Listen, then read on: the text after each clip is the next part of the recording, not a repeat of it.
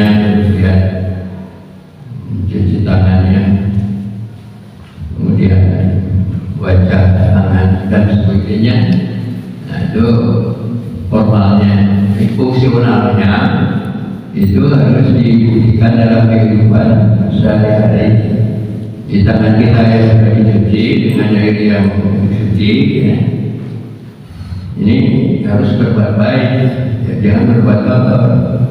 Seperti buang sampah di mana saja, itu membuktikan bahwa bukunya belum difungsikan.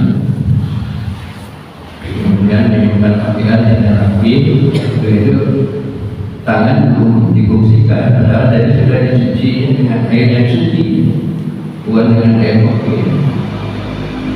Jadi dalam kenyataan sehari-hari kita harus melihat ya, sampah berserakan, yang suka merokok, buang putus rokok di mana saja, itu sudah betul, tapi belum difungsikan. Apalagi kalau kita lihat ibadah-ibadah lainnya. Nah, karena itu apa kata Allah, dinamakan orang mukminin adalah ilallahi wa rasulihi yahkum bainahum. Nah, mesti jawabannya itu sami'na wa ata'na, didengar dan ditaati. Tetapi sinyalnya Allah Subhanahu wa taala dalam Al-Qur'an surah 2 ayat 93 kalau tidak salah. Saya sebutkan wudu ma'atainakum biquwwatin. Kiranya wa inna misaqakum warfa'na fawqakum tur. Perintah Allahnya wudu ma'atainakum biquwwatin fasma'u. Ambillah, laksanakanlah apa yang diperintahkan dengan kekuatan, dengan sungguh-sungguh, wasma'u dan disiplin. Jadi ada yang mengatakan qalu sami'na wa ata'na, ya kami dengar tapi bukan melaksanakannya. Berbagai hal, berbagai alasan. Nah, seperti yang kemarin saya sampaikan, ini kelakarnya punya terhadap kalau untuk melaksanakan sesuatu itu sudah berbagai alasan. Nah, yang seharusnya itu kalau mereka yang mengatakan demikian itu qalu sami'na wa ata'na. Dalam langkah kiai di tas jadi kaki aswaina itu jadi aswaina, tidak sungguh-sungguh. Yang mestinya itu sami'na wa ata'na. Yang ini dipakai juga dalam lagu Syamsuriyah, sami'na wa ata'na. Nah, kalau bersikap demikian kemudian berlaku juga sesuai dengan hukum Allah dan tuntunan Rasulullah, ada dampak positifnya nanti dari Allah Subhanahu wa taala. Wa ulaika humul muflihun. Ini yang akan diterima oleh orang yang sami'na wa ata'na terhadap hukum-hukum Allah Subhanahu wa taala dan tuntunan Rasulullah sallallahu alaihi wasallam. Kemudian pada ayat berikutnya Allah menyatakan wa may yuti'illah wa rasulahu wa yakhshallaha wa yattaqi fa ulaika humul faizun. Barang siapa yang taat kepada Allah dan kepada Rasul dan tidak takut kecuali kepada Allah, kemudian dia bertakwa, fa ulaika humul faizun, maka itulah yang akan menang, akan bahagia. Ini janji Allah Subhanahu wa taala yang tidak tidak akan menyalahi janjinya itu. Jadi kemenangan, kebahagiaan oleh individu, oleh masyarakat itu akan diperoleh apabila di antaranya ada saminan wa. Kemudian pada ayat lain Allah menyatakan wa itu udah satu dalam surat Al-Anfal lalu disebutkan wa itu udah satu. Apabila kamu taat pada Allah itu pasti akan mendapat bimbingan, akan mendapat hidayah, akan mendapat petunjuk dari Allah Subhanahu wa Ta'ala.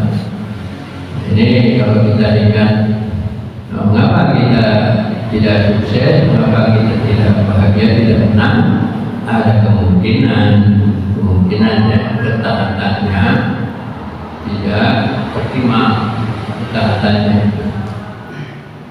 masih aswainan mungkin.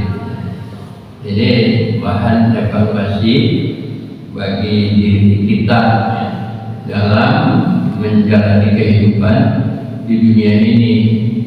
Sebab ya insya Allah ya, kita akan memasuki tahun baru tahun berapa 2024 dan tidak mustahil juga ada yang selesai sebelum tahun 2024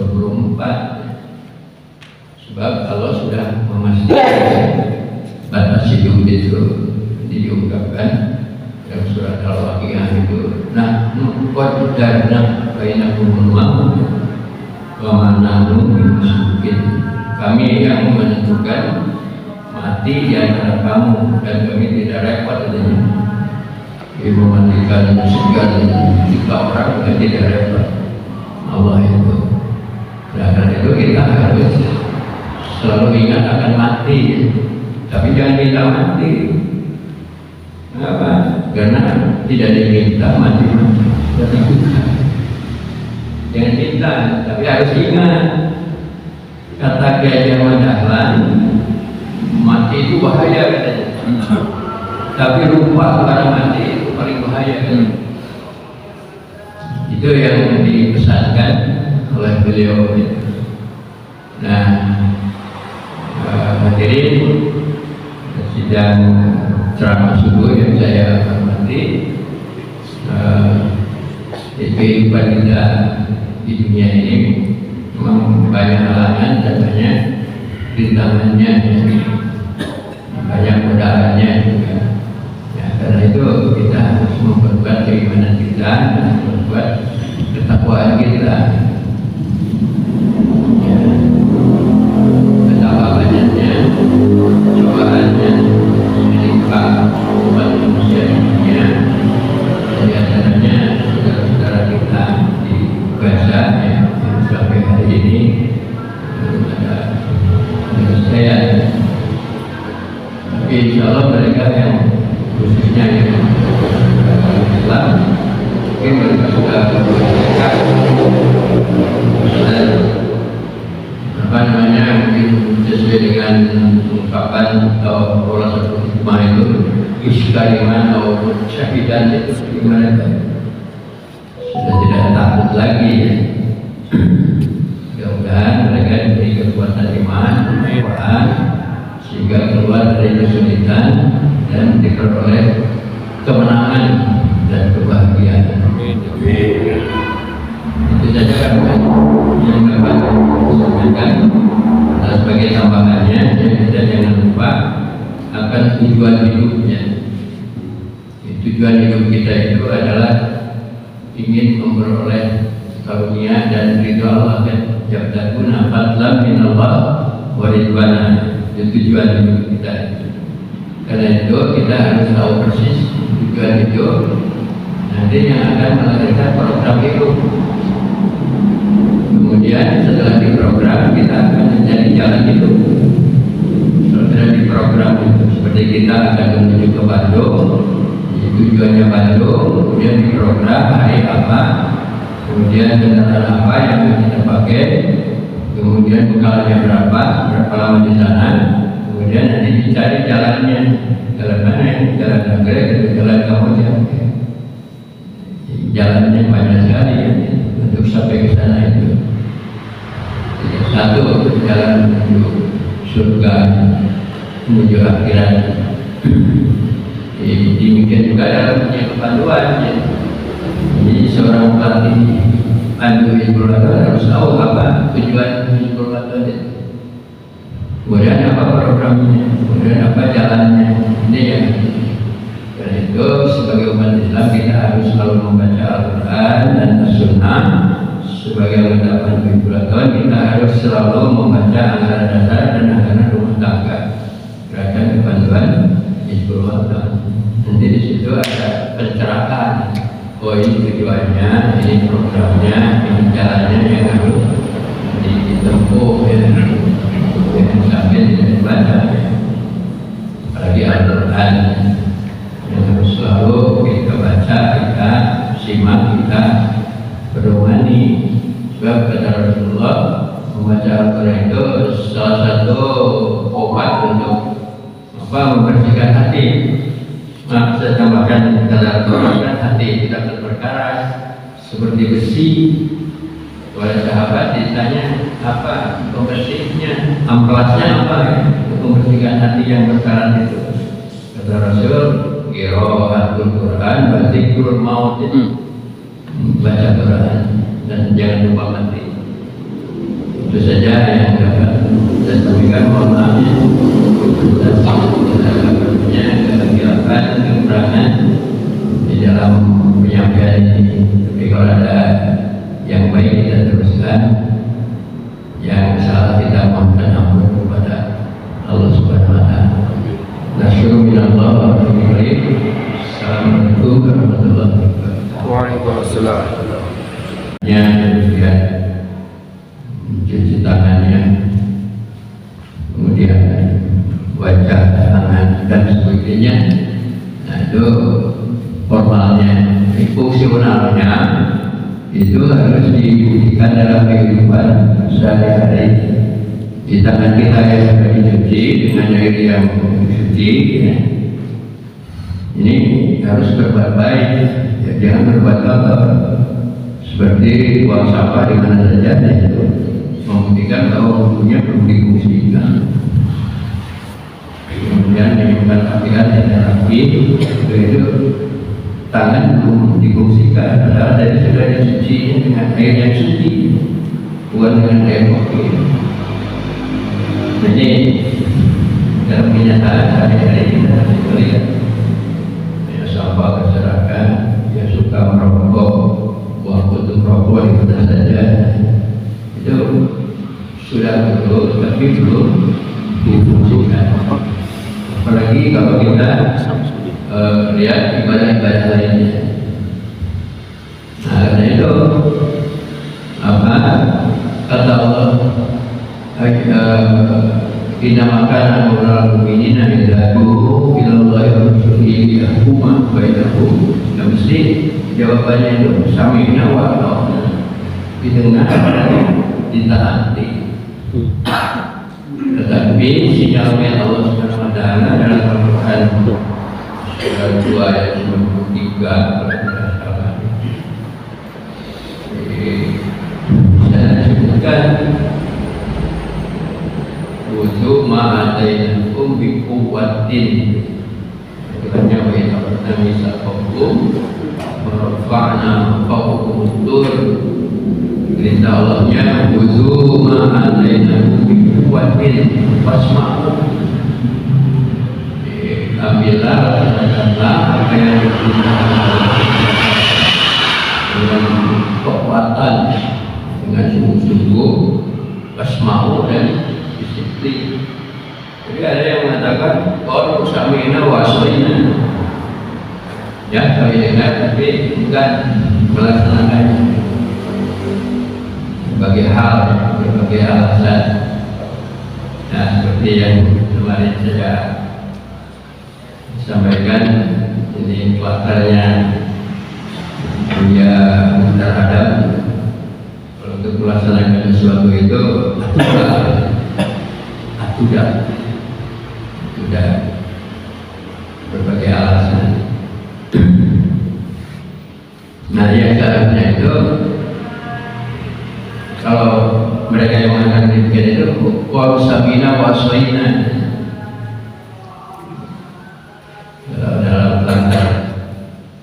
dia jadi tas, jadi pakai aswaina itu jadi aswai, tidak sungguh-sungguh. Yang mestinya itu samina wa ata'na. Yang ini dipakai juga dalam lagu Syarqiyah ya. Samina wa ata'na.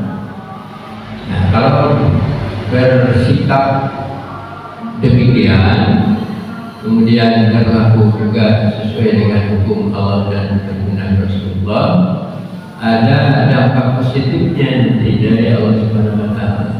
Wa ulaika humul muflihun.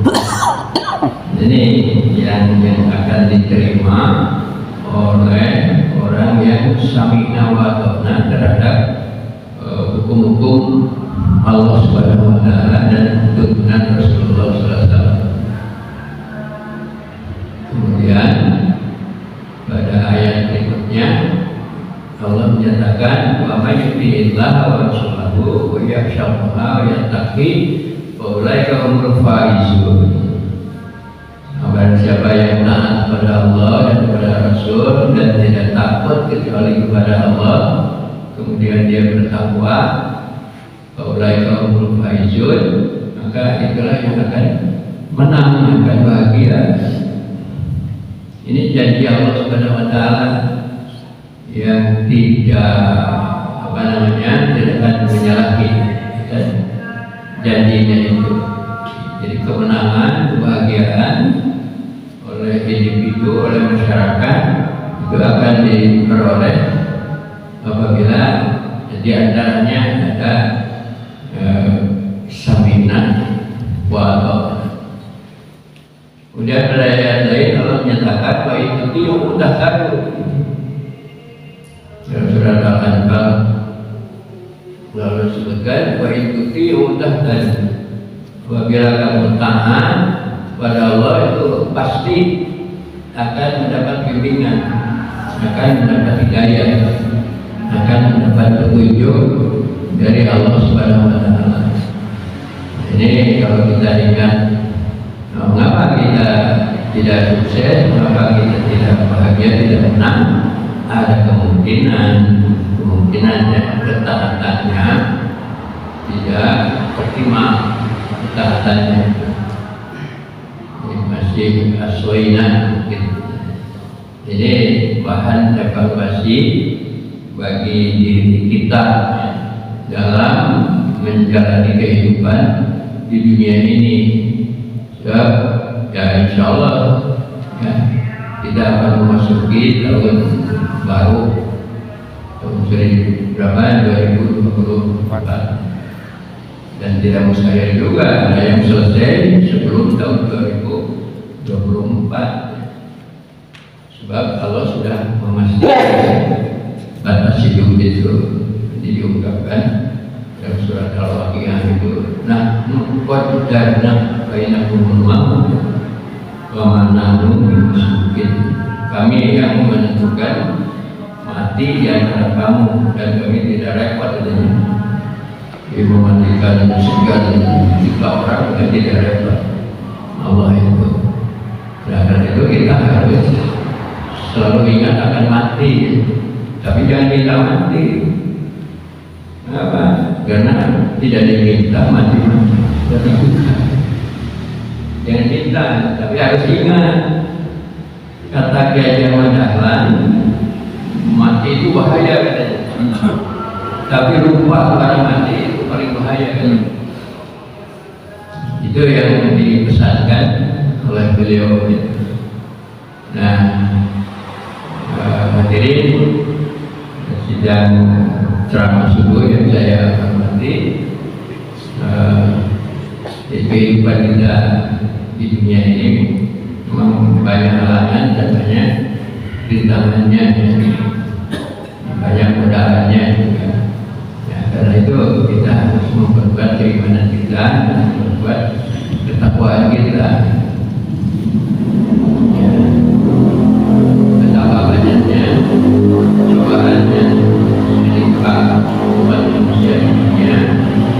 Di antaranya saudara-saudara kita di Gaza yang sampai hari ini ada penyelesaian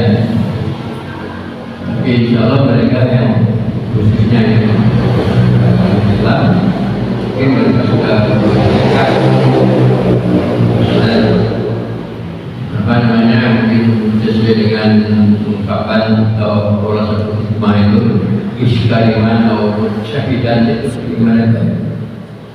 Sudah tidak takut lagi ya. Mudah-mudahan mereka diberi kekuatan iman, kekuatan sehingga keluar dari kesulitan dan diperoleh kemenangan dan kebahagiaan. Itu saja kan yang dapat disampaikan.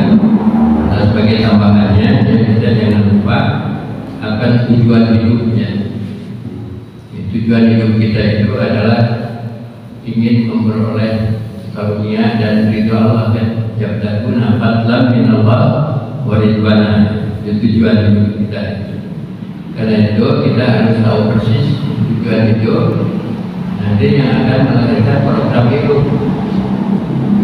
Kemudian setelah diprogram kita akan menjadi jalan hidup. Setelah diprogram itu seperti kita akan menuju ke Bandung, tujuannya Bandung, kemudian diprogram hari apa, kemudian kendaraan apa yang kita pakai, kemudian bekalnya berapa lama di sana, kemudian nanti dicari jalannya, jalan mana, jalan nagrek atau jalan Kamojang. Jalannya banyak sekali ya, untuk sampai ke sana itu. Satu jalan menuju surga, menuju akhirat. Demikian juga dalam punya kepanduan ya. Jadi seorang pelatih pandu Hizbul Wathan harus tahu apa tujuan Hizbul Wathan itu. Kemudian apa programnya, kemudian apa jalannya. Ini yang karena itu sebagai umat Islam kita harus selalu membaca Al-Quran dan As-Sunnah. Sebagai anggota pandu Hizbul Wathan kita harus selalu membaca anggaran dasar dan anggaran rumah tangga. Gerakan kepanduan Hizbul Wathan. Nanti di situ ada pencerahan. Oh ini tujuannya, ini programnya, ini jalannya yang harus ditempuh ya. Jangan sampai tidak dibaca ya. Apalagi Al-Quran yang harus selalu kita baca, kita simak, kita berdomani.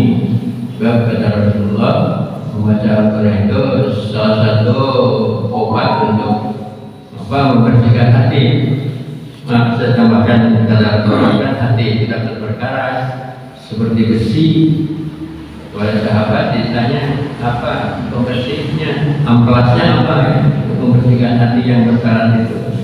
Kata Rasul, qiraatul Quran wa dzikrul maut. Baca Quran dan jangan lupa mati. Itu saja yang dapat saya sampaikan. Mohon maaf ya. Kehadiran kekurangan di dalam penyampaian ini. Tapi kalau ada yang baik kita teruskan, yang salah kita mohonkan ampun kepada Allah Subhanahu wa taala. Nasyukuru minallah wa bihamdihi. Assalamualaikum warahmatullahi wabarakatuh. Waalaikumsalam.